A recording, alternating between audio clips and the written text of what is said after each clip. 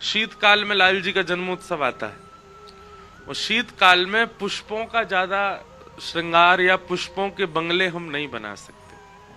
हम लोग भागवत जी को या व्यास जी को भी पुष्प पहना तो देते हैं, पर शीतकाल में पुष्प नहीं धराने चाहिए, क्यों? पुष्प ठंडे होते हैं। कई बार लोग आते हैं गीले फूल माला और ले आते हैं, और जैसे ही गले में पहनाते हैं बेचारे गुरुजी नीचे से ऊपर तक कांप जाते हैं। आशीर्वाद तो क्या देंगे, बेचारे ठिठुर और जाते हैं। और कई लोग तो ऐसे हैं, वो बहुत दूर से आते हैं तो बेचारे फूलों में पानी मारते ही रहते हैं, वो कहीं मुरझा नहीं जाए। तो शीतकाल में आपको भी अपने घर के ठाकुर जी को कुछ मेवाओं की माला पहना दो, या अन्य अन्य कई ऐसी सामग्री होती हैं जो शीतल नहीं होती, उनकी माला धराओ। यदि आपने हमारा चैनल अब तक सब्सक्राइब नहीं किया है तो जरूर करें और बेल आइकॉन दबाना ना भूले, ताकि आपको हमारी आने वाली सारी वीडियो की जानकारी सबसे पहले हो सके। तो चलिए शुरू करते हैं। ठाकुर जी को पुष्प की माला शीतकाल में नहीं धरानी चाहिए। हमारे यहाँ तो बहुत सारे भाव हैं। ठाकुर जी को गुलाब का इत्र नहीं लगता सर्दियों में, खस का इत्र नहीं लगता, मोंगरा का इत्र नहीं लगता, और चंदन का इत्र नहीं लगता। ये सब ठंडे होते हैं।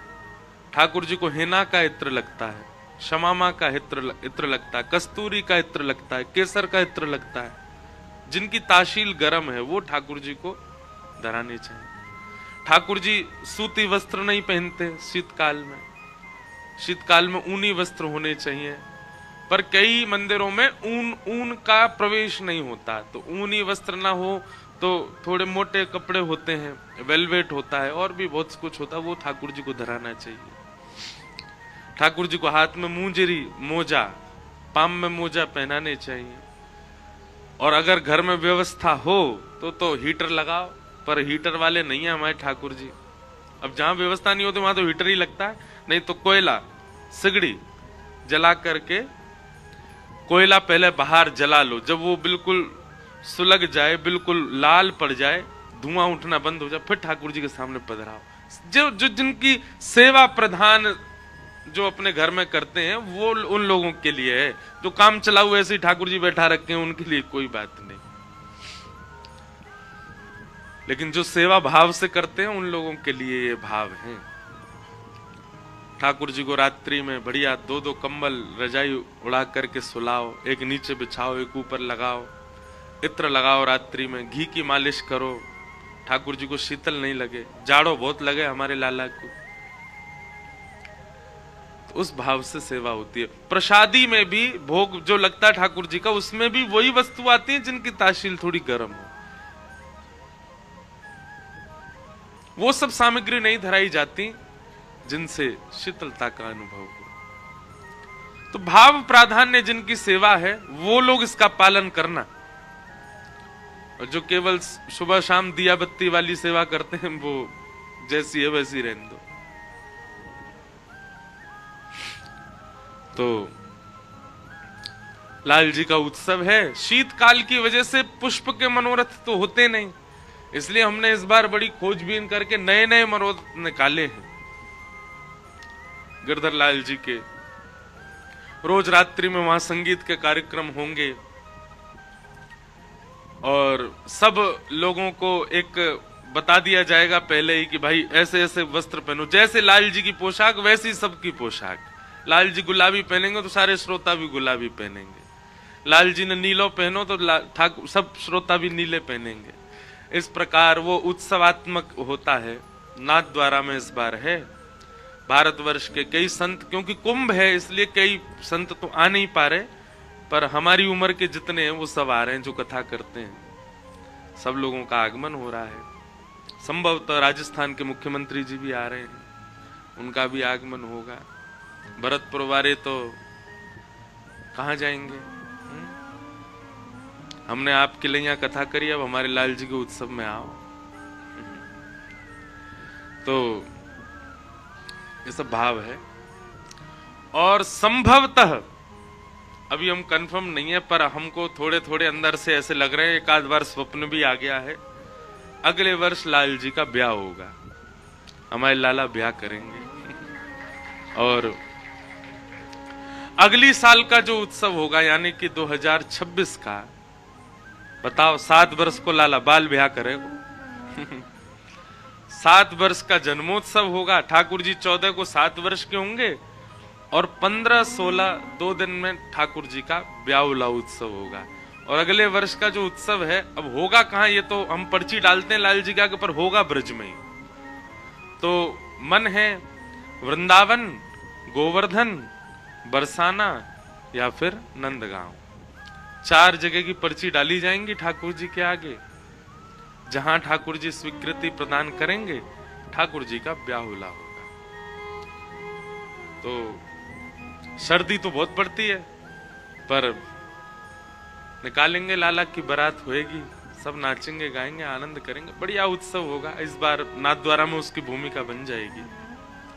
एक बात बताएं बंधुओं, किसी के यहां ठाकुर जी की भावजन्य सेवा जब आ जाती है ना, उसका हर दिन उत्सव बन जाता है। 365 दिन हमसे पूछो, हमारे 400 उत्सव होते हैं एक साल में, हर दिन उत्सव है। और ऊपर से कृपा ठाकुर जी ने कथा की दे रखी है, तो वैसे ही उत्सव हो जाता है। हम ये सोचो, महीने में 4 बार जन्माष्टमी मनाते हैं हम, महीने में 4 बार जन्माष्टमी। कल मनाई थी, अब मनाएंगे 19 तारीख को वृंदावन में, फिर तो राम कथा है तो वहां तो रामनवमी मनाएंगे, पर फिर जनवरी में फिर 4 जन्माष्टमी, पहली काशी में मनाएंगे, फिर नाथद्वारा में मनाएंगे, फिर द्वारिका में मनाएंगे। ऐसा जीवन सबका हो जाए, उत्सवात्मक जीवन। और उत्सवात्मक जीवन कब होता है? जब आपकी प्रायोरिटी ठाकुर जी होते हैं। अधिकतर क्या होता है, हम आप पर थोप नहीं रहे हैं, जबरदस्ती नहीं कह रहे हैं, पर अधिकतर क्या होता है, आप ठाकुर जी को केवल अपनी मनोकामना पूर्ति के लिए रखते हैं। पर हमारे वृंदावन भाव में ठाकुर जी से कुछ मांगा नहीं जाता, दिया जाता है, प्रदान किया जाता है। अभी हम जहां कथा करके आए ना, कोकिल साईं, हमारे वृंदावन का एक बड़ा अद्भुत स्थान है, गोपनीय स्थान है। तो वहां मैंने कथा में बताया था कि जो हमारे कोकिल साईं थे, सिंधी में सब संतों को साईं ही बोलते हैं, इसलिए उनको साईं कहते थे। उनका नाम कोकिल इसलिए था कि वो स्वयं को कोकिल का रूप मान करके और नेत्रबंद करके द्वापर में चले जाते थे, और द्वापर में कृष्ण विरह में बरसाने में बैठी श्री जी के पास कोयल बन करके ठाकुर जी का जो विरह श्री जी को हो रहा होता था, उस विरह को दूर करते थे। कभी कभी नेत्रबंद करके सतयुग में चले जाते थे, और वहां अशोक वाटिका में विरह से व्याकुल श्री सीता जी का विरह दूर करने का प्रयास करते थे, इसलिए उनका नाम कोकिल साईं पड़ा। वो मानसी भाव में जाकर के श्री जी का, किशोरी जी का, जानकी जी का विरह कम करते थे। कैसी अद्भुत सेवा थी उनकी। कलयुग में रहते हुए सतयुग और त्रेता में जाते थे। मतलब ऐसा नहीं है कि वो प्रत्यक्ष पहुंच, पर उनका भाव ऐसा था।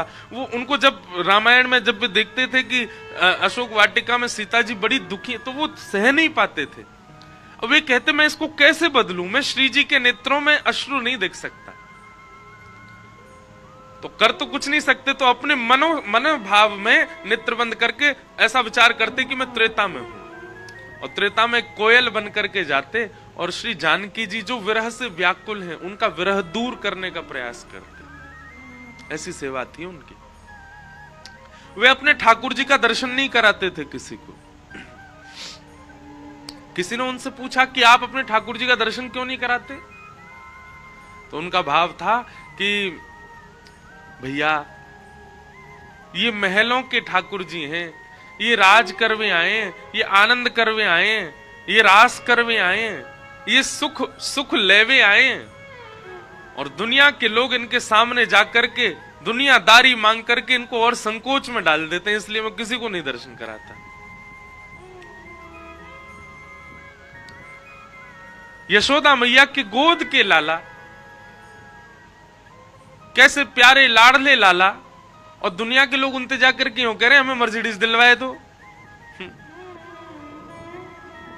लाला उस संकोच में पड़ जाता होगा, अच्छा तो मैं भगवान हूं, जो वृंदावन आकर के ये भूल गए हैं कि मैं परमात्मा हूं। हम दुनियादारी मांग करके उनको और संकोच में डाल देते हैं, इसलिए वो किसी को दर्शन नहीं कराते थे। तब से हमने भी निर्णय कर लिया कि जितने लोग हमारे लाल जी के दर्शन करवे जाएंगे, हम सबको सौगंध दे देंगे, तुमको अपनी सौगंध है, कुछ मांगना नहीं ठाकुर जी से। हमारे लाला के बस एक ही चीज कहो, आप प्रसन्न रहो, बस आप राजी रहो, आप सुखी रहो। और भैया ये मांगने वाली जो बात है ना, हमें संसार में कुछ मिले, क्या ठाकुर जी को नहीं पता कि मेरे लिए क्या जरूरी है? क्या ठाकुर जी जानते नहीं है मेरे लिए क्या उपयोगी है? आप मांगेंगे तो कुछ मिलेगा, और नहीं मांगेंगे तो सब कुछ मिल जाएगा। आप मांगेंगे तो वही मिलेगा जो आपने मांगा, और नहीं मांगेंगे तो वो मिलेगा जो आपने सोचा भी नहीं। तो ठाकुर जी से मांगना क्यों? हम अपनी बात बता रहे हैं, आज तक ठाकुर जी से कोई याचना नहीं की। एक याचना की बस कि हे नाथ, आपकी सेवा कभी छूटे ना।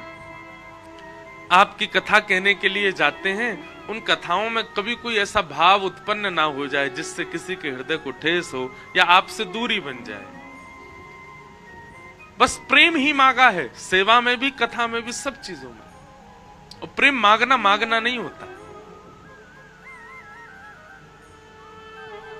इससे अतिरिक्त यदि आप संसार मांगते हैं तो क्षमा प्रार्थी हैं, हमारी कथा भी मत सुना कीजिए। अगर आप संसार के इच्छुक हैं ठाकुर जी से, हम मंच पे ही बोलते हैं बात, नीचे बैठ के तो आप हमसे आके बोलोगे हमारी बेटी को ब्याह ना है, तो हम कहेंगे भैया है जाए, बढ़िया अच्छी बात है। मंच से नीचे उतर के तो कई लोग ये भी बोल हमारा व्यापार नहीं चला, महाराज जी कुछ बताओ ना। मैंने कहा भैया हम कोई टोना टोट का थोड़ी जाने, जानते होते तो हम भी व्यापार ही कर रहे होते, कथा क्यों करते। इसलिए संसार नहीं, संसार तो आप अपने कर्मों से निर्माण करते हैं। ठाकुर जी से तो उनकी प्रसन्नता मांगो बस। तो बस अब उत्साह बढ़ता जा रहा है, लाल जी का उत्सव समीप आने वाला है।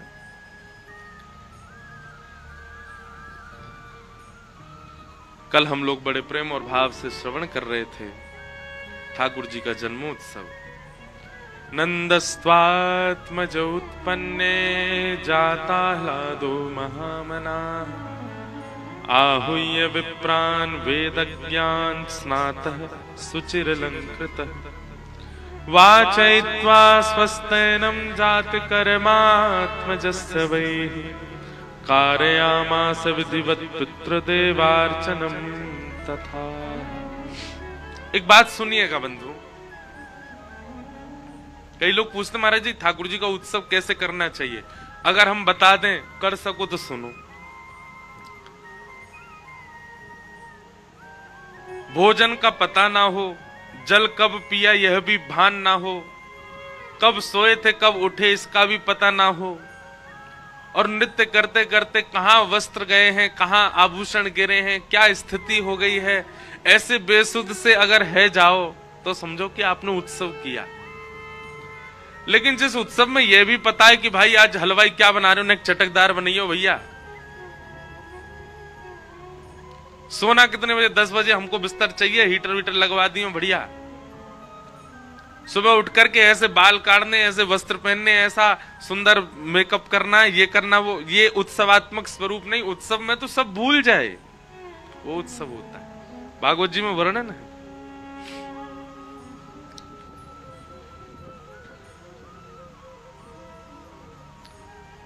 ब्रजवासियों की ऐसी स्थिति हो गई है कि कब सोए हैं, कब जागे हैं, कब खाए हैं, कब पिए हैं, इसका कोई पता नहीं। बस नाच रहे हैं, नंद घर आनंद भयो जय कन्हैया लाल की। किसी के उत्साह को देख करके इतना उत्साह, इतना उत्साह, इतना उत्साह। किसी ने पूछा अरे भैया तू तो इतनी जोर से नाच रहा है, इतनी जोर से उत्सव मना रहा है, तेने देख लियो नंद जी को लाला? नाचते नाचते बोलो नहीं नहीं अभी नहीं देखो। बोले तेने देखो ही ना तो फिर इतनों का ही गुनाह चुरो है। बोले पतो ना क्यों, बिना देखे ही इतना सुख मिल रहा यूं लग रही है, देख लियो तो जन कहा होएगो। सब अपने घर सजा रहे हैं, सब अपने घरों के बाहर बंधन बाहर बांध रहे हैं, सब ब्राह्मणों को बुला करके वेद ध्वनि अपने अपने, मतलब जिस घर में बालक उत्पन्न हुआ उस घर की सजावट हो समझ आता है, उस घर में ब्राह्मण जाए समझ आता है, उस घर में वेद मंत्र उच्चारण हो रहा हो समझ आता है। पर जिनका दूर दूर तक नंद बाबा से संबंध नहीं है वो भी अपना घर सजा रहे हैं, वो भी बंधन बार बांध रहे हैं, वो भी ब्राह्मणों को न्योता दे रहे हैं, वे भी अपने घर में पकवान बना करके लुटा रहे हैं। किसी ने कही भैया नंद बाबा तुम्हारे कोई रिश्तेदार लगे? बोले ना हमारे कछु ना लगे। फिर तुम क्यों उत्सव मना रहे हो? बोले पता ना, जब तक ये खबर सुनिए कि नंद के लाला भयो है, ऐसा लग रहा हमारो ही लाला भयो है, ऐसा आनंद हो रहा है। और वो आनंद तब नहीं आज तक हो रहा है। आज भी जन्माष्टमी के दिन पूरा भारत सजता है, पूरे भारत में उत्सव होता है, सब अपने घर में सजाते हैं, सब अपने घर में उत्सव करते हैं, पंचामृत अभिषेक करते हैं। क्यों? लाला तो नंद जी को, सब क्यों कर रहे हैं? अब भले अब की भावना में तो कईयों को ये बात है कि ये भगवान है, ये ईश्वर है, परमात्मा है, इस भाव से करें, पर वास्तव में तो ठाकुर जी जिस दिन जन्माष्टमी के दिन प्रकट हुए हैं उस दिन सबको ऐसा लगने लगा कि हम सबका लाला उत्पन्न हुआ है, हम सबका प्राण उत्पन्न हुआ है। ये अपने आप सबके मन में भाव आने लगा, इसलिए सब उत्सव मना रहे हैं। अवाद्यंत विचित्राणि वादित्राणि महोत्सवे। एक बार की एक घटना सुनाऊं, मैंने शायद सुनाई नहीं होगी कभी कथा में।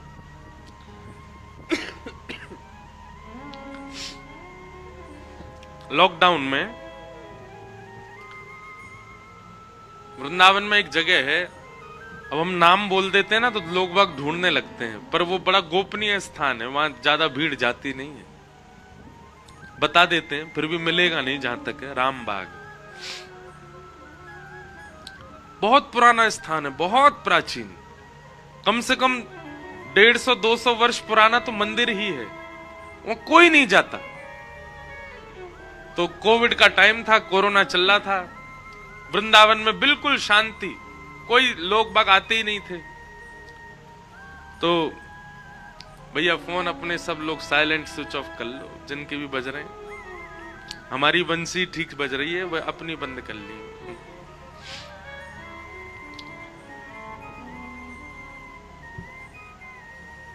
तो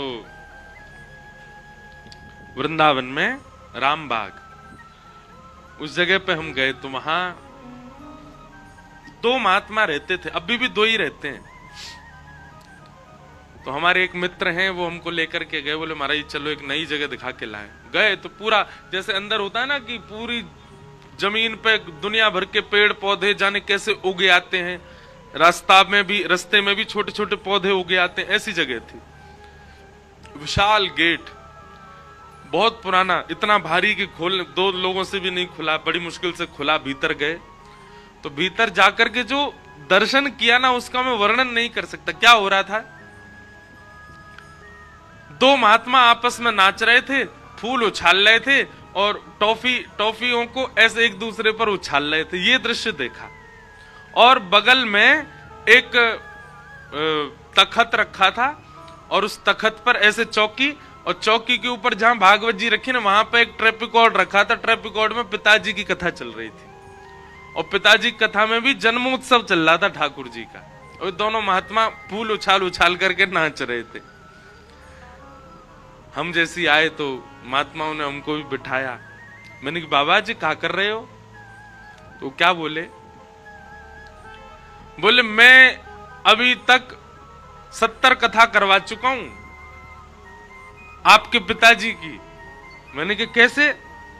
बोले हम पे 7 दिन की कथा का पूरा सेट है, जब मन होता है तब पूरी कथा पहले दिन से ही लगाते हैं, और पहले दिन की कथा लगा के जैसे बाकायदा यजमान आरती करते हैं, जैसे तिलक करते हैं, हम ये ट्रेपिकॉर्ड को तिलक कर दें, इन्हीं कोई माला पहना देते हैं, और बाकायदा जो जो उत्सव आपके पिताजी कथा में बताते हम सारे उत्सव दोनों मिलकर के यही करते हैं। उस दिन वास्तव में उन दोनों को देख करके लगा कि असली कथा का उत्सव आनंद ये लोग ले रहे हैं, बिना व्यवस्था के भी सब उत्सव है रो उनको। टॉफी उछाल रहे थे, पुष्प उछाल रहे थे, नंदोत्सव मना रहे हैं। बोले 70 कथा करवा चुके हम। बोले हम पे धन तो इतना नहीं है कि हम इतनी व्यवस्था कर सकें, तो हम तो भैया एक कहीं से पैसा इकट्ठे करके पूरी कथा को, कात्यायनी वाली पिताजी की कथा कात्यायनी में हुई बहुत वर्ष पहले, बहुत प्रसिद्ध कथा, उसका पूरा सेट है। और सुबह से पहले दिन आते 7 दिन तक यही कथा को चलावें नियमित रूप से, और ऐसा विचार कर लें कि व्यास जी हमारे सामने बैठे हैं, वो कथा सुना रहे हैं। आज नंदोत्सव था कथा में, और भैया हमारी कथा तो सार्थक है गई। क्यों? जिन व्यास जी की कथा हम 70 बार करा चुके, आज 70वीं कथा के नंदोत्सव में उन्हीं को लाला आ गए हो, हमारी कथा तो सार्थक है गई। मैंने कहा महाराज जी असली उत्सव तो आप ही कर रहे हो, ये उत्सव का स्वरूप होता है। लोगों को व्यवस्थाएं बहुत चाहिए तब उत्सव होता है। अच्छी बात है व्यवस्था, हम भी लाल जी का व्यवस्था करके उत्सव करते हैं, पर व्यवस्था प्राधान्य उत्सव नहीं होना चाहिए, उत्साह प्राधान्य उत्सव होना चाहिए। आप आना नाथ द्वारा में वहां व्यवस्था बहुत होंगी, पर व्यवस्था से उत्सव नहीं मन रहा होगा, जितने लोग होंगे उनके उत्साह से उत्सव मन रहा होगा। भागवत जी में वर्णन आता है कि ढोल नगाड़े बाजे तबला ढोलक इन सब की तो 4 5 6 7 दिन की अवधि होती है बजने की, रोज थोड़ी बजते रहेंगे, इनका भी एक समय है। और 7 दिन से तुम ढोलक बजाए ही जा रहे हो, तो फिर कैसे बचेगी बेचारी, फट जाएगी। लेकिन वृंदावन में तो 1 साल तक उत्सव चला, गोकुल में ठाकुर जी के, तो फिर क्या बज रहा था वाद्यों में? तब कहते हैं अवाद्यंत विचित्राणी, ऐसे वाद्य बज रहे हैं जो बड़े विचित्र हैं। तो हमारे नाना जी कहते, बोले कैसे बज रहे हैं? बोले जिनके सिर पर बाल नहीं है, ब्रजवासी उनके कंधा पे बैठ जाएं और बैठ के कहें तेरे बाल ना है, तेरे मूड को कहा काम है, बोले यही ढोलक बना के बजाए दो। और बोले हाथों से विचित्र विचित्र आकृति बना करके उसमें से स्वर निकाल रहे हैं, कोई अपने गाल बजा रहा है, कोई मोटी पेट वार बजा, वो हो ढोल आगो ये बजाओ। ऐसे उत्सव मन रहा है पूरे गोकुल में। और सुनो, जिनके साथ ऐसा कर भी रहे, जिसका किसी का मूड बजा दिया, किसी के पेट पे बजा दिया, उसको भी बुरा नहीं लग रहा, वो कह रहा न घुमकी तो लगा जोड़ते। ऐसा उत्सव मन रहा है पूरे ब्रज में। क्यों? क्योंकि सब आनंद में। और जब सब आनंद में होते हैं ना, किसी को अपने मान की चिंता नहीं होती, फिर मैं मेरा मान हो, मेरा सम्मान हो, मेरी प्रतिष्ठा हो। उत्सव में यही होना चाहिए, मान रहित होकर के उत्सव होता है। उत्सव कैसे मनाना चाहिए ये तो नंदोत्सव की पूरी कथा से सीखो। मान रहित होकर के, नींद रहित होकर के, निद्रा रहित होकर के, क्षुधा रहित होकर के, वही उत्सव। एक हमारे हैं प्रेमी पंजाब के, उन्होंने कथा कराई, तो कथा में सारे ब्राह्मणों को भोजन पे बिठाया। अब वो 1 रोटी 2 रोटी 4 रोटी तक तो बेचारे सबरे जीम लिए, और 5वीं रोटी लाए। अब ये थाली लेके भागे, वो पीछे पीछे रोटी लेके भागे। ये सब बोले इतना क्यों खिलाते हो आप? तो मैं वहीं बैठा था, तो क्या बोले? बोले महाराज जी ब्राह्मण भोजन में तब मानूं कि पाते पाते ब्राह्मण हॉस्पिटलाइज्ड हो जाए। मैंने कहा वारे भैया, वारे तुम्हारी भक्ति, बेचारो ब्राह्मण हॉस्पिटलाइज्ड हो जाए तब मानेंगे कि हाँ ब्राह्मण को भोजन कराया। और फिर उसके उपचार में जो पैसा लगे, बोले हाँ वो दक्षिणा है हमारी, वो दक्षिणा देंगे। लोग बागों के ऐसे भाव है। सीधी बात, देह को जो जो चाहिए अभिमान रूप में, जैसे निद्रा देह का अभिमान है, प्यास देह की जरूरत अभिमान है, क्षुधा भूख ये देह का अभिमान है, स्वरूप की सुंदरता ये देह का अभिमान है, वस्त्र का संभलना ये देह का अभिमान है। इन सब अभिमानों से जब परे हो जाता है ना व्यक्ति, तब उत्सव होता है, उसमें भान नहीं होता। हमारे लाल जी के उत्सव में 7 दिन निद्रा तो दूर की बात है, सो ही नहीं पाते हम।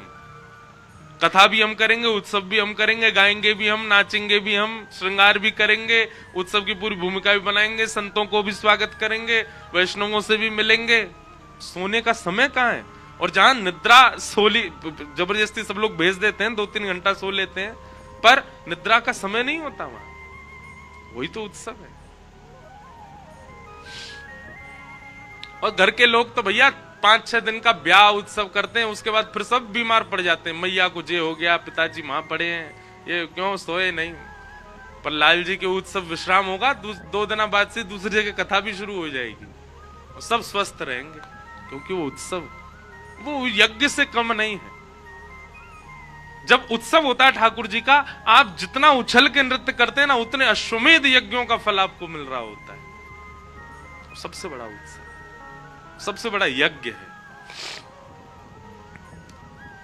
हम तो कथा में कहते हैं कि सूझबूझ करके नृत्य नहीं करना चाहिए कभी भगवत कथा में। अरे कोई तेज ताल वाला भजन आ गया, चलो नाचते हैं, नहीं। नृत्य कैसा होना चाहिए? जहां आपके पैर रुके ही नहीं पा रहे, जहां आपका मन रुके ही नहीं पा रहा, आपका रोम रोम कह रहा है नहीं भाई अब तो नृत्य करना है, तब नृत्य होता है। वाग्गदगदा द्रवते यस्य चित्तम। भगवान का परिचय तो सबने सुना है, भक्त का परिचय भगवान दे रहे हैं, ध्यान से सुनना। वाग्गदगदा द्रवते यस्य चित्तम रुदत्य भिक्षणम हसति क्वचिच्च विलज्ज उद्गायत नृत्यते च मद्भक्ति युक्तो भुवनम पुनातु। भगवान कहते हैं वाग गदगदा द्रवते यस्य चित्तम, जिसकी वाणी गदगद हो जाती हो मेरी बातें कहते कहते या मेरी बातें सुनते सुनते, द्रवते यस्य चित्तम, जिसका हृदय द्रवित हो जाता हो, भर जाता हो प्रेम से। रुदत्य भिक्षणम हसति क्वचिच्च, मेरा स्मरण करके कभी भी उसके नेत्रों से अश्रु आ जाते हो, मेरा स्मरण करके खूब ठाके मार के हंसता हो। और विलज्ज उद्गायत नृत्यते च, मेरा कोई संकीर्तन या मेरा कोई प्रसंग सुन करके वो विलज्ज निर्लज्ज होकर के नृत्य करने लग जाए, किसी को दिखाने के लिए नहीं, किसी को बताने के लिए नहीं, बस वो रोक नहीं पाया स्वयं को, नृत्य करने लग जाए। मद्भक्ति युक्त हो, भगवान कहते हैं वो मेरी भक्ति से युक्त है। भुवनम पुनातु, वो जहां जाएगा सबको पवित्र करता जाएगा। और ब्रजमंडल की स्थिति ऐसी हो गई है, सब नाच रहे हैं, सब गा रहे हैं। 80 वर्ष की एक मैया, 90 वर्ष की मैया, एक दांत नहीं है मुंह में। और जैसी पता चली नंद बाबा के लाला भयो है, अपनी 80 वर्ष पुराने ब्याह के जोड़ा को निकाल के पहन के आई है। चलो नहीं जा रहा हूं बिना लाठी के, लेकिन ऐसा 16 श्रृंगार करके आई है, आंखन में काजर लगा के आई, होठन में लालिमा लगा के आई है, नवलखा को हार पहन के आई है। और अपने ब्याह के समय की, कितने साल पहले वह को ब्याह भयो, वह समय की पोशाक धारण करके आई है। कमर झुक गई है, मुख उठा नहीं पा रही है, नेत्र अच्छे से खोल नहीं पा रही है, और बीच लाखों की भीड़ में जाकर के वो भी नृत्य कर रही है।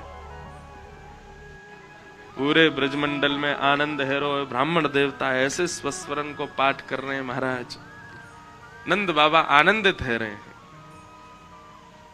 और तभी आगमन हुआ प्रथम राक्षसी का, जो कि आ ही जाती है जब ऐसा चल रहा हो तो। बिल्कुल विराज जाओ सब लोग आनंद से।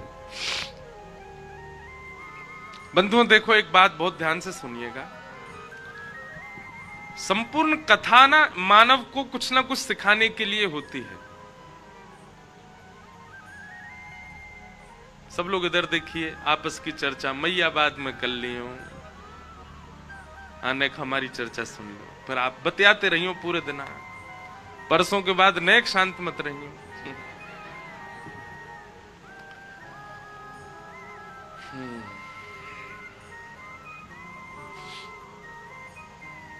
व्यक्ति जब भक्ति मार्ग में आता है तो सबसे पहली बाधा उसके जीवन में आती है पूतना। ये जितने भी राक्षस आ रहे हैं ना ब्रजमंडल में, ये सब वह बाधाएं हैं जो एक भक्त को जीवन में अनुभव होती है। मैं फिर कहूंगा, भक्तों की कैटेगरी में मैं उनको बिल्कुल नहीं लेता जो ठाकुर जी से केवल संसार की याचना करते हैं। वो भक्त नहीं है, वो याचक है। भक्त का मतलब वो होता है जो ठाकुर जी से कभी कुछ कहते ही नहीं, कैसा भी जीवन हो जाए उनका, फिर भी सम ही रहते।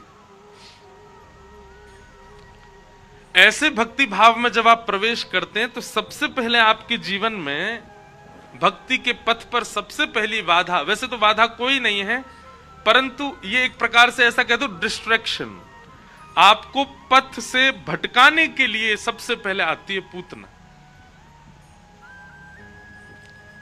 आप वृंदावन जाना प्रारंभ कर दिया, आपने गुरु कृपा से नाम जप प्रारंभ कर दिया, अपने ठाकुर जी अपने इष्ट को भजना शुरू कर दिया, तो सबसे पहले आपको डिस्ट्रैक्ट करने के लिए आएगी पूतना। पूतना का स्वरूप क्या है कि पूतना है कुछ और दिखाएगी कुछ। है कौन? राक्षसी। है कौन? कुरूपणी। है कौन? अत्यंत विचलित। है कौन? अत्यंत क्रूर, पर दिखाएगी बिल्कुल विपरीत। ये सबसे पहली बाधा आती है भक्ति के पथ पर। वो आपको ऐसा दिखाएगी कि वो परम सुंदरी है, कभी कभी तो ठाकुर जी से भी ज्यादा स्वयं को सुंदर अनुभव करा सकती है। इसका मतलब करा सकती है बोल रहा हूं तो स्त्रीलिंग में ही मत लीजिएगा। ये कुछ भी हो सकता है, ये कोई व्यक्ति भी हो सकता है, कोई वस्तु भी हो सकती है, कोई स्थान भी हो सकता है जो आपको भक्ति से अपनी ओर खींचे और केवल अपने बाह्य रूप से आपको आकर्षित कर ले, जिसके कारण आपका भक्ति भाव कम होने लग जाएगा। वही पूतना है।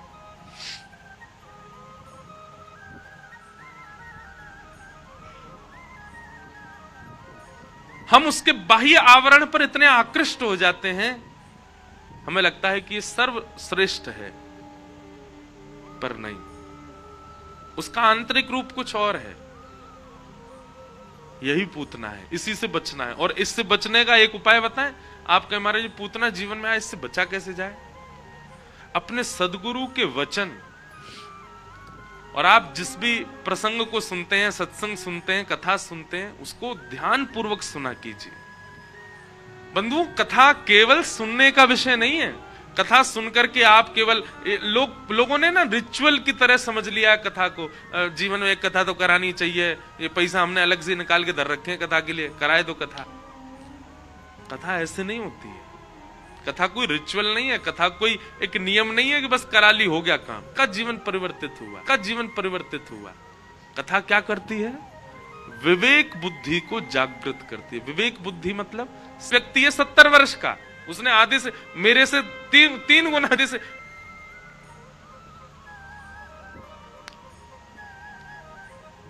पूतना कुरूपणी है पर परम सुंदरी बनकर के आई।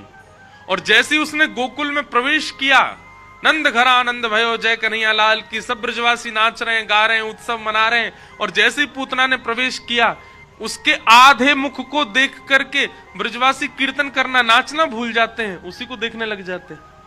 आपस में ये देख कितनी सुंदर, इसकी आंख तो देख, इसकी नाक तो देख, अरे इसकी मुस्कान तो देख, इसकी चाल तो देख। मतलब उसके अंदर कोई अवगुण है ही नहीं, वो सब तरीके से आपको आकर्षित कर रही है अपनी ओर। वो बोलती है तो अच्छी लग रही है, चल रही है तो अच्छी लग रही है। एक और बात बता दूं आपको, अगर किसी व्यक्ति में गुण ही गुण दिख रहे हैं, गुण ही गुण दिख रहे हैं, कोई अवगुण है ही नहीं है, समझना कोई तो गलती गड़बड़ी है इसमें। संसार में है और इसमें कोई गड़बड़ी नहीं है, इसकी कोई भी चीज हमको अनुचित नहीं लग रही है। चाहे वो मित्र हो, चाहे वो सखा हो, चाहे वो आपका कलीग हो, चाहे वो गुरु हो, एक आध कुछ तो लगेगा कि नहीं, इनमें ये संसार में है तो इनमें कुछ तो अवगुण है। पर अपने सारे अवगुण ऐसे साफ कर रखे हैं कि बिल्कुल गुण ही गुण दिख रहे हैं। हम आपको मंच से संकेत कर रहे हैं, सावधान।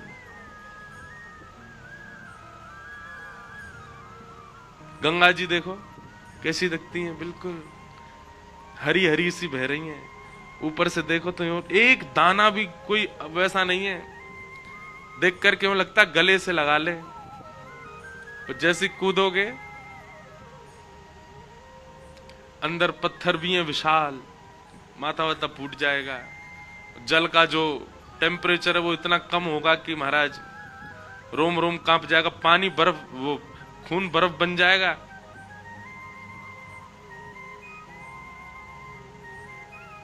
बाह्य आकर्षण सब जगह से बिल्कुल अच्छा ही अच्छा है, समझ जाना कुछ गड़बड़ है।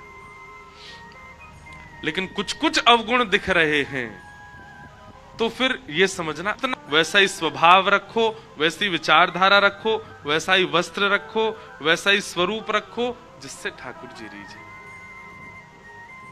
जिन भेषा मारो सावरो रीझे, जिन भेषा मेरो गिरधर रीझे, मैं सो ही भेष धरूंगी हो, मैं तो सो ही भेष धरूंगी। अरे हाँ मैं बैरागन हूँगी, मैं बैरागन कहो तो कुसुमल साड़ी रंगावा, कहो तो कुसुमल साड़ी कहो तो भगवा भेष, कहो तो भगवा कहो तो मोतियन मांग भरावा, कहो तो मोतियन मांग भरावा, कहो तो मोतियन मांग भरावा, कहो तो मोतियन मांग भरावा, कहु छिटकावा के ओ बाला कहु छिटकावा के। अरे हाँ मैं बैरागन हूँगी, मैं बैरागन ओ बाला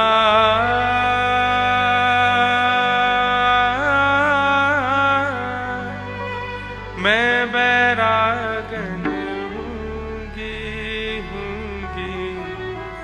मैं बैरागन हूँगी, मैं बैरागन हूँगी। हमारे जीवन का उद्देश्य केवल ठाकुर जी की प्रसन्नता बन जाए, वो प्रसन्न रहे, फिर मैं वैसा ही रहूं बस जिससे वो प्रसन्न रहे। प्राण हमारा वहां बसत है, हमारा वहाँ बसत है, यहाँ तो खाली खो, यहाँ तो खाली को मात पिता परिवार सोई है, मात पिता परिवार सोई है, कहिए तिनका तो बाला, कहिए तिनका तो हो मैं बैरागन हूँगी, मैं बैरागन हूँगी। ओ बाला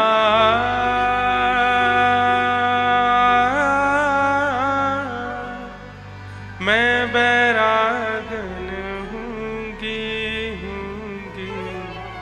मैं बैरागन होंगी, मैं बैरागन। क्यों? जिन भेषा मारो सांवरो रीझे, मैं सो ही भेष धरूंगी। अब यहां तो भेष की बात आई है, पर भेष बाह्य भेष नहीं, आंतरिक भेष।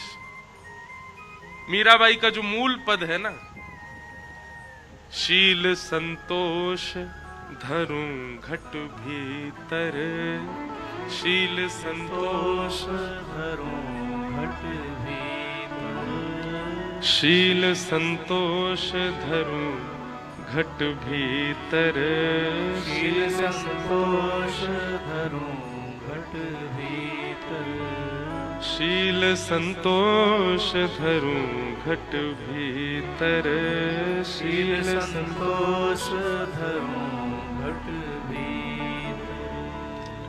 मीराबाई कह रहे हैं,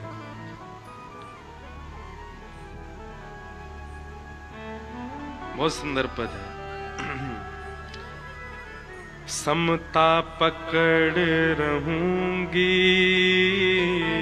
समता पकड़ रहूंगी, जाको नाम निरंजन कहिए, जाको नाम निरंजन कहिए, ताको ध्यान धरूंगी हो मैं तो, ताको ध्यान धरूंगी, अरे हाँ मैं बैरागन हूँगी, मैं बैरागन हूँगी। और क्या कह रही मीराबाई? गुरु के ज्ञान रंगू तन कपड़ा, गुरु के ज्ञान, सब लोग गाओ। तन कपड़ा, मन मुद्रा पहरूंगी, मन मुद्रा पहरूंगी, हे प्रेम पीयूष हरि गुण गाऊं, प्रेम पीयूष हरि गुण गाऊं, चरणन लिपट रहूंगी हो मैं तो, चरणन लिपट रहूंगी, अरे हाँ मैं बैरागन होंगी, मैं बैरागन होंगी। यातन की मैं करूं किंगरी, यातन की मैं रसना नाम कहूंगी, रसना नाम कहूंगी,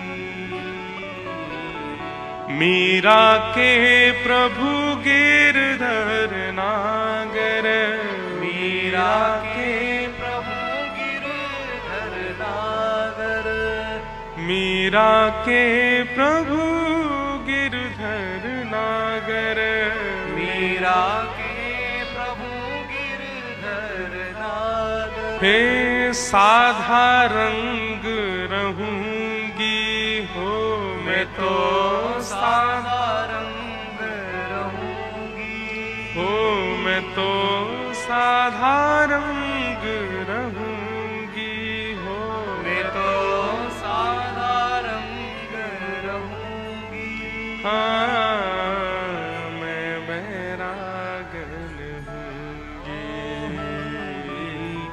मैं वैरागन हूँगी, ओ मैं बैरागन हूँगी, मैं वैरागन हूँगी। मीरा के प्रभु गिरधर नागर, साधा रंग रहूंगी मैं तो बैरागण हूंगी। तो आंतरिक भाव जिन भेषा मारो सांवरो रीझे, जिससे दुनिया रिझाने की भावना आपके चित्त में आ जाती है, तो जाते दुनिया रीझ जाए ना, एक बात भैया कान खोल के सुन लियो, जाते दुनिया रीझ गई बातें श्याम सुंदर ना रीझे, और जाते श्याम सुंदर रीझ गए बातें दुनिया ना रीझे। दुनिया रीझ है, कब रीझ है? जब वो अनुपस्थित हो जाता तब रीझती है दुनिया। जैसे मीराबाई से हम रीझ रहे, कुम्मन दास से हम रीझ रहे, श्री तुलसीदास जी से हम रीझ रहे। जब वे थे तब नहीं रीझे हम, जब वे चले गए तब रीझ रहे, क्योंकि जब वे थे तब ठाकुर जी रीझ रहे थे उनसे।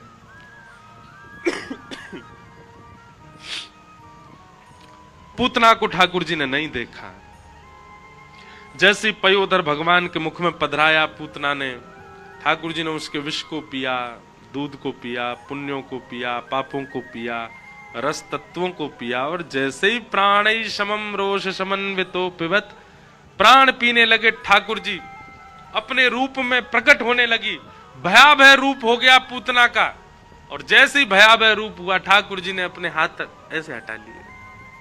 हाँ, अब बढ़िया लग रही है। क्यों? बोले जैसी है अब वैसी लग रही है, जैसी जैसी तू बनाई गई है अब तू वैसी बन गई है। अष्टावक्र का नाम सबने सुना होगा। अष्टावक्र कहते हैं कि हम जैसे भी हैं, हमें ठाकुर जी ने ऐसे ही देखने के लिए बनाया है। हाँ, अवगुणता जीवन में है, उसको गुण में परिवर्तित करने का प्रयास करो, पर बाह्य रूप से या अपने आंतरिक कई अंगों से आप जैसे हो ठाकुर जी ने वैसे ही बनाए हो, वैसे ही रहो। कई लोगों का रंग बहुत सांवला होता, लगे रहते पूरे दिन गोरे हवे में। हमारे संग भी एक दो लोग ऐसे हैं, देखने मत लग जाना कौन से हैं। पूरे दिन महाराज उनको बस यही रहता है कि क्या करें, गंगा जी के पानी से ही नहाओ, शायद क्या पता रंग न करे। जैसे सांप कांचरी छोड़ देता है ना नहीं आ जाती है। अरे भैया तुम ऐसे ही बढ़िया लग रहे हो, ठाकुर जी को ऐसे ही प्रिय हो, ऐसे ही रहे आओ। ठाकुर जी ऐसे ही देखना चाह रहे हैं आपको, क्यों बाह्य रूप से अपने आप को परिवर्तित करना।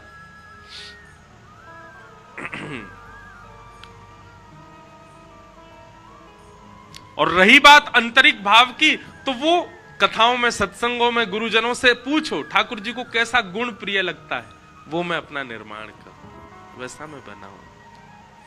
मीराबाई ने इस पद में लिख दिया है वैसे तो सब कुछ, शील संतोष धरूं घट भीतर।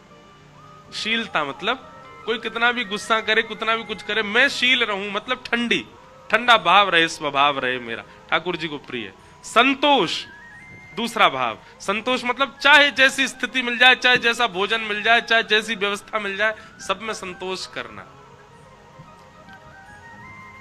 ममता पकड़ रहूंगी, ममता मतलब दया। तीन गुण तो मीराबाई ने बता दिए।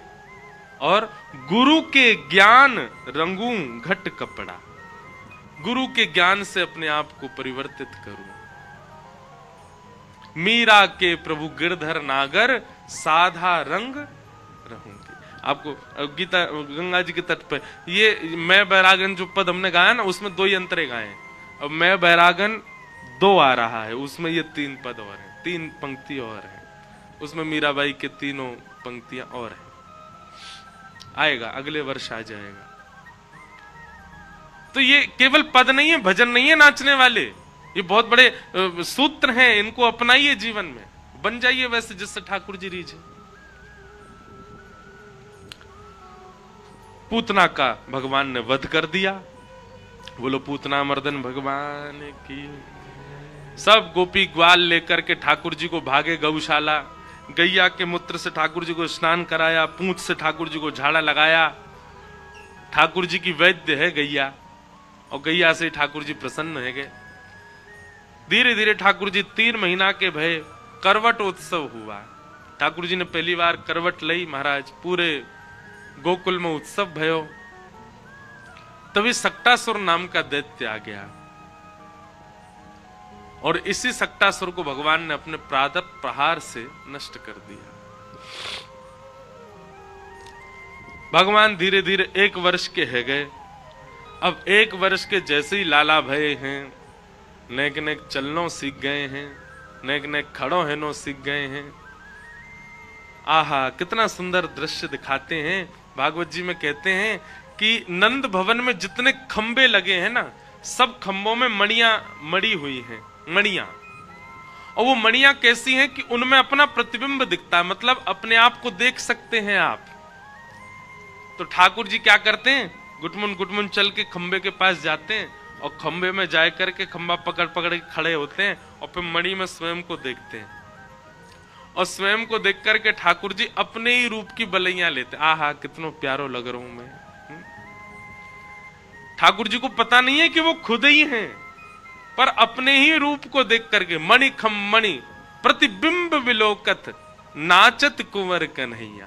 आहा, ठाकुर जी को लगता कोई सखा आ गया मेरे सामने अपने ही रूप को देख करके। मणि खम मणि प्रतिबिंब विलोकत, अपने प्रतिबिंब को जब ठाकुर जी अपने मणि में देखते हैं तो क्या करते हैं, उसको सखा मान करके और फिर ठाकुर जी उसके आगे हाथ उठा करके नृत्य करने लग जाते हैं अपने प्रतिबिंब को देख करके। नाचत कुंवर कन्हैया। यशोदा मैया ये सब दृश्य देख करके आनंदित हो जाती है। धीरे धीरे ठाकुर जी बोलने लगे। कैसे बोले, मैया ने गोद में बैठा लिए लाला, वो लाला बोल मैया। ठाकुर जी नहीं बोले, हंस गए बस मैया को देख के। इतने में नंद बाबा आए, बाबा बोले को मेरी गोद में दो। ठाकुर जी बाबा की गोद में चले गए। बाबा बोले लाला बोल बाबा। ठाकुर जी फिर हंस गए, बाबा नहीं बोले। अच्छा, ठाकुर जी का स्वभाव रोते बहुत कम है, हंसते ही रहते हैं। रोहिणी मैया आई, अरे मोह दो, मेरो नाम लेगो। लाला बोल बड़ी मैया। यशोदा मैया बोली मैया ना बोल लो, बड़ी मैया कैसे बोलेगो। बलराम जी आए, मेरी गोद में दो, मेरो छोटा भैया ये मेरो नाम बोलेगो। छोटे से ठाकुर जी को लेके बलराम दाऊ दादा बोले लाला तेरो गुरु तो मैं ही हूं, तो को उधम सिखाऊंगो, तो को माखन चुरानो सिखाऊंगो, तो को गैयान को हाकनो सिखाऊंगो। मेरो नाम नहीं लेगो, पहले गुरु को नाम पहले लेना चाहिए। चल बोल भैया। छोटे से लाल जी हंस जाए, कछु बोले नहीं। पूरा घर बैठो बुलवावे, लाला बोल दे मैया बाबा भैया, कछु तो बोल। इतने में ही आंगन में गैया आ गई। सो ठाकुर जी वहां की तरफ उंगली करके बोले गैया। आहा, सब लोग आनंदित है गए, सब बलिया लेने लगे। ठाकुर जी ने सबसे पहले शब्द का उच्चारण क्या किया, गैया। सबसे पहले ठाकुर जी बोले गैया। और जैसे ही ठाकुर जी बोले गैया, गैया बोलने के बाद मैया बोली लाला फिरते बोलियो। ठाकुर जी बोले मैया। अब मैया बोल गए। नंद बाबा ने गोद में लिए तो बोले बाबा। रोहिणी मैया ने गोद में ली बड़ी मैया। और जैसे बलराम जी ने गोद में लिया, अब सब बोलते भैया बोलते, भैया नहीं बोले। दाऊ जी को परेशान करे, दाऊ दादा के लाला मैंने कहा बिगाड़ो, तो धीरे से बोले भैया। अब तो पूरे नंद भवन में उत्सव मनन लगो, सब नाच रहे हैं, सब गा रहे हैं, सब लाला को गोदी में ले ले करके उछल रहे हैं। बोले हमारो लाला बोलन लगो। महाराज पूरा गोकुल इकट्ठा है गयो। अब सब अपनी गोद में ले, सब अपना नाम बुलवा में मधुमंगल के। लाला बोल दिया मधुमंगल। ठाकुर जी बोले दारी के तोत रहो अभी, कैसे बोलूं। ठाकुर जी बोले नहीं, मन में विचार। अच्छा, ये भगवान के जो सखा है ना, सब बड़े हैं ठाकुर जी से। मधुमंगल, श्री दामा, तनसुका, मनसुका, सबसे छोटे ठाकुर जी। इन सब ने ठाकुर जी को खिलाया गोद में। लेकिन 3 बरस के हवे के बाद सबन के राजा बने ढोले पूरे ब्रज में। मधुमंगल, श्री दामा भले कितने बड़े हो, ठाकुर जी को आके रोज प्रणाम करें।